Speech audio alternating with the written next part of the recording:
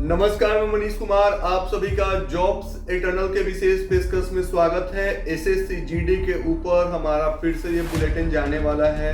तब तक ये जाता रहेगा जब तक विद्यार्थियों का प्रदर्शन जिंदा रहेगा दिल्ली की सड़कों पर। लेकिन आज हम इस बुलेटिन का शुरुआत करें, इसमें कुछ नया अपडेट रखें और इस बुलेटिन में विद्यार्थियों पे क्या चल रहा है वो बतलाएं, या सरकार इस पे क्या मूड है, सरकार का क्या रुख अपनाया है इस विषय के ऊपर ये बतलाएं। इससे पहले ये कहना चाहेंगे कि जो भी हमारे व्यूअर्स, हमारे ऑडियंस इस एपिसोड से, इस बुलेटिन से, इस टॉपिक के ऊपर हमारे बुलेटिन से नाखुश हैं, उन्हें पसंद नहीं है, वो हमारे विचारों से सहमत नहीं है, तो कोई दिक्कत नहीं है। आपको जबरदस्ती अपने मोबाइल का डाटा होगा, आप छोड़कर जा सकते। जी हाँ, क्योंकि हमें टीआरपी की जरूरत नहीं है, हमें मशहूर होने की जरूरत नहीं है, हम पॉपुलर होना नहीं चाहते। और ये जो मैं बुलेटिन कर रहा हूँ ये मेरा शौक है, ये मेरा पेशा नहीं है।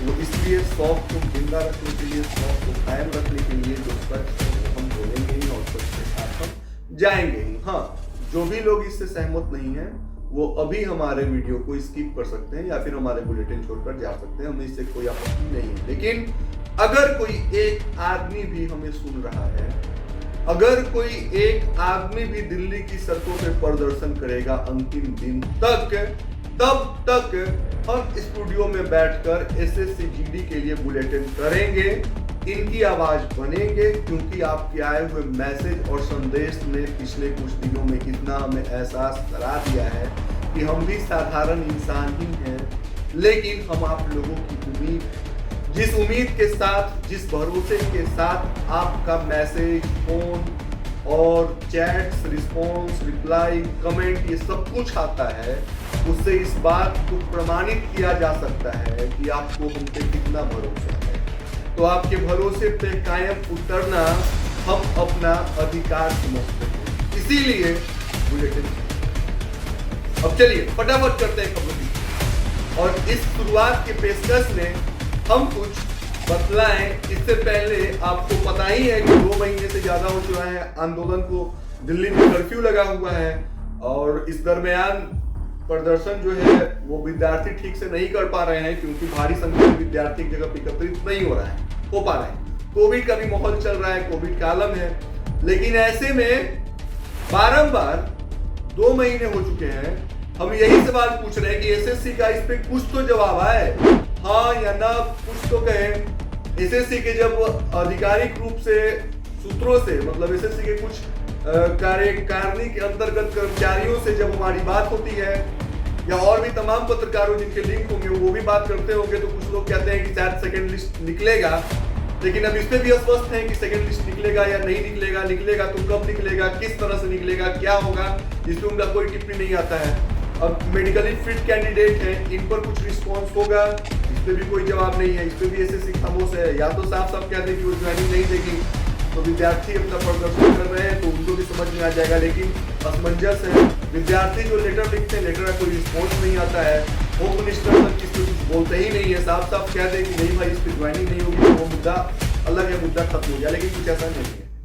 अब ऐसे में हम सवाल पूछते हैं और उठाते हैं कि फिर वो बोल क्यों नहीं पा रहे हैं कि क्या मेडिकली फिट कैंडिडेट की ज्वाइनिंग मिलेगी या नहीं। बस आपके बोलने का ही मतलब है। जो 2 महीने से विद्यार्थी प्रदर्शन कर रहे हैं, डिहाइड्रेशन का शिकार हो रहे हैं, उनका तबियत खराब हो रहा है, हॉस्पिटलाइज हो रहे हैं विद्यार्थी, स्टूडेंट्स दर्द की ठोकरें खा रहे हैं, और इतना सब कुछ आप क्यों देख रहे हैं? ये आपकी ही देश की जनता है, आप अपने देश की जनता को तल की ठोकरें खाते हुए देख रहे हैं, और फिर भी आप चुनाव में मशगूल हैं। इसका मतलब कि आपको इनसे कोई फर्क नहीं पड़ रहा है, तभी आप खामोश हैं। तो सोचिए कि फिर आप किस बात के नेता हुए, अब किस चीज के प्रतिनिधित्व करता हुए, जब आपके देश के जनता आपके सामने व्याकुल बेचैन है। विद्यार्थी जिनकी उम्र महज 25 साल भी नहीं है, कुछ कैंडिडेट ऐसे हैं जो 21-21 साल के हैं, 20-21 साल के लड़के और लड़कियां दिल्ली के बहुत अलग अलग राज्य से आए हुए हैं, और वहां पे इतना बद से बदतर जिंदगी जी रहे हैं, लेकिन फिर भी अपने आंदोलन को जिंदा रखे हुए हैं, आखिरी उम्मीद के साथ कि कहीं सरकार हम पे रहम खाए, कहीं एसएससी हम पे रहम खाए। लेकिन कुछ जवाब नहीं मिलता इधर। बदले में क्या हो रहा है ये जरूरी है, इस चीज के ऊपर बुलेटिन है आज का, कि अगर जवाब नहीं मिल रहा है, खामोशी है, तो जिस ओर से हमें जवाब की उम्मीद है। जिस ओर हमारे विषय के ऊपर सन्नाटा और खामोशी पसरा हुआ है, उस ओर क्या हो रहा है? अगर मेन स्ट्रीम मीडिया, प्रधानमंत्री, गृह मंत्री नहीं बोल रहे, इसके ऊपर बयान नहीं आ रहा है, तो फिर वो क्या कर रहे हैं? अब हमें ये भी जानना बहुत जरूरी है। कुछ लोगों को पता है कि कुछ लोग बंगाल और केरल के चुनाव में व्यस्त है, लेकिन और भी कुछ हो रहा है। और आज साफ साफ टारगेट मेन स्ट्रीम मीडिया को मैं करता हूं, यहां से बैठ करके और चुनौती देता हूं।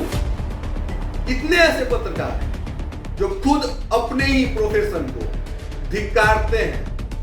कितने ऐसे पत्रकार बचे हैं जो अपने प्रोफेशन में हो रही गलतियों को स्वीकारते हैं सादगी के साथ? है कोई? नहीं है, गिने चुने लोग। और गुमान इस बात का है कि हम कुछ खास नहीं है, लेकिन हम कुछ अलग हैं। और ये स्वीकारने जा रहे हैं दोस्तों कि प्रधानमंत्री नरेंद्र मोदी ने 2 दिन पहले रात 8:45 पर देश को संबोधित किया था। आप सभी को पता। संबोधन में उन्होंने कोरोना, इकोनॉमिक, सभी चीजों पे बात किया, लेकिन विद्यार्थियों को उन्होंने छोड़ दिया।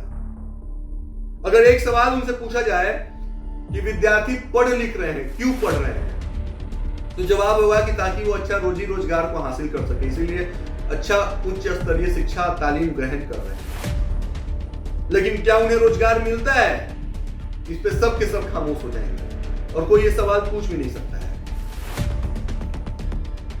अब हमारा बुलेटिन इस विषय पे है कि उन्होंने देश की जनता को संबोधित किया, तो उनसे कोई शिकवा शिकायत। बदले में अब आप स्क्रीन पे देखिए कि ठीक 15 मिनट के बाद आपके देश के मेन स्ट्रीम मीडिया ने क्या चलाया।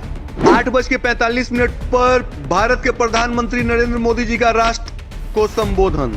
9:30 बजे प्रीपेड व प्रायोजित चैनलों का प्रोग्राम शुरू होता है। सबसे पहले आज तक मोदी ने दिया मंत्र, फिर से भागेगा कोरोना। एबीपी न्यूज, मोदी ने जोड़े 11 बार जनता के सामने हाथ, विपक्ष की अटक रही सांस। इंडिया टीवी, मोदी के आज के संबोधन में विपक्ष की नींद हराम।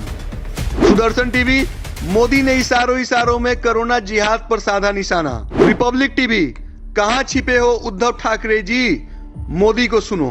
तो आपने देखा स्क्रीन के ऊपर इन तमाम मेन स्ट्रीम मीडिया के चैनलों ने इस तरीके का हेडिंग और हेडलाइंस चलाया।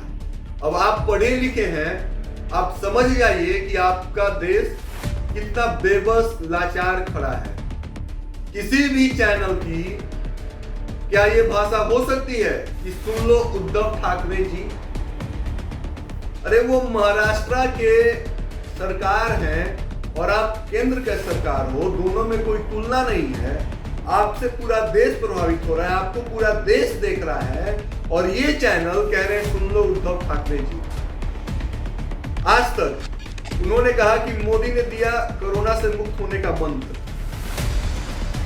आप सोचिए कि इस हेडलाइन की क्या परिभाषा है? क्या पत्रकारिता में ऐसे शब्द का कोई औचित्य बनता है? और अन्य जो चैनल हैं, एबीपी न्यूज देखिए, एएनआई को देखिए, कह रहे हैं कि विपक्ष के होश उड़े। अरे विपक्ष के होश उड़ने पे क्या होगा? विपक्ष तो ऐसे ही विपक्ष में है।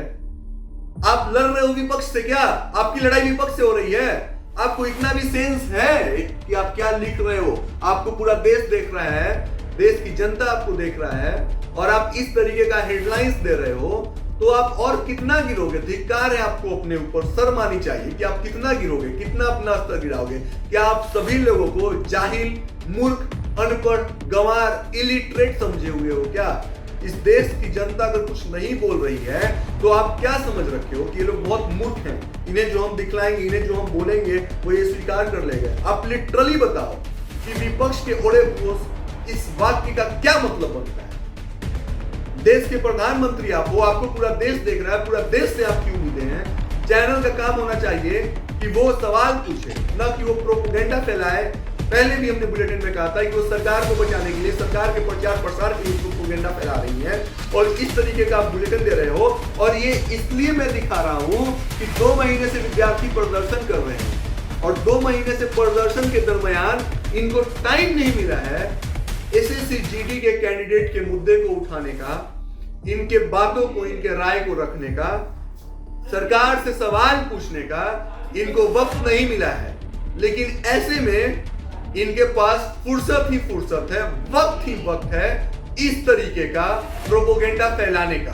तो इस पे हमें सोचना और समझना चाहिए कि हम किन से उम्मीद कर बैठे हैं। और रही बात हमारे ऑडियंस से, तो आपको मैंने आपको सच्चाई दिखा दिया कि आपकी मेन स्ट्रीम मीडिया किस चीज को फोकस कर रही है। आपके देश के प्रधानमंत्री, गृह मंत्री, हुक्मरान, सत्तानशी लोग किस ओर हैं। हमारे जैसे YouTube चैनल अगर आपकी आवाज को बुलंद करते हैं, तो आप में से कुछ मूर्ख इंसान हमें ही क्रिटिसाइज करते हैं। अगर कोई मुद्दा ना उठाए तब आप क्रिटिसाइज करते हैं कि आप मुद्दा नहीं उठा रहे हो। जो मुद्दा उठाता है उसको आप बोलते हो कि आप अपने मतलब के लिए विद्यार्थियों का इस्तेमाल कर रहे हो। तो आप सोचो कि आपका अस्तर क्या है। ये बात मैं इसलिए कह रहा हूं, इतने करे शब्द का प्रयोग मैं इसलिए कर रहा हूं, करना हमें नहीं चाहिए, क्योंकि मैं भी इंसान हूं, जज्बात हमारे अंदर है। आपको अंदाजा भी है कि पिछले 2 महीने से हमने एसएससी के ऊपर जो बुलेटिन शूट किया, लगभग 50 से ज्यादा एपिसोड। कितने ऐसे चैनल हैं जिन्होंने इसके ऊपर अपना इतना कीमती वक्त दिया होगा? कितने ऐसे चैनल हैं? वक्त अपना दिया, प्रोडक्शन की टीम लगाई, बुलेटिन शूट किया, और इसके बावजूद अगर कुछ लोग कहते हैं कि आप विद्यार्थियों का इस्तेमाल कर रहे हो, तो सोचना चाहिए कि फिर आप क्या बोल रहे हो। तो आज की इस विशेष पेशकश में बस इतना ही। हाँ, जो लोग प्रभावित हैं, जो लोग एसएससी से रिलेटेड न्यूज, रिलेटेड अपडेट यहां देखना चाहते हैं, वो लोग जरूर यहां पे आए। हमारे चैनल को लाइक, सब्सक्राइब जरूर करें, कमेंट, शेयर करें। हमें बिना मतलब की भीड़ की जरूरत भी नहीं है कि हम दिखाएं कि हमारे इतने फॉलोअर्स हैं, इतने व्यूअर्स हैं। आप देखते होंगे, जाकर देखिएगा, हमारे YouTube चैनल पे शो भी नहीं होता है कि हमारे कितने फॉलोअर्स हैं। हमें इसकी जरूरत भी नहीं है। आपको हमने शुरू में ही कहा था तथाकथित रूप से, ये हमारा पेशा नहीं है, ये हमारा शौक है। हम अपने शौक से पत्रकारिता करते हैं। धन्यवाद।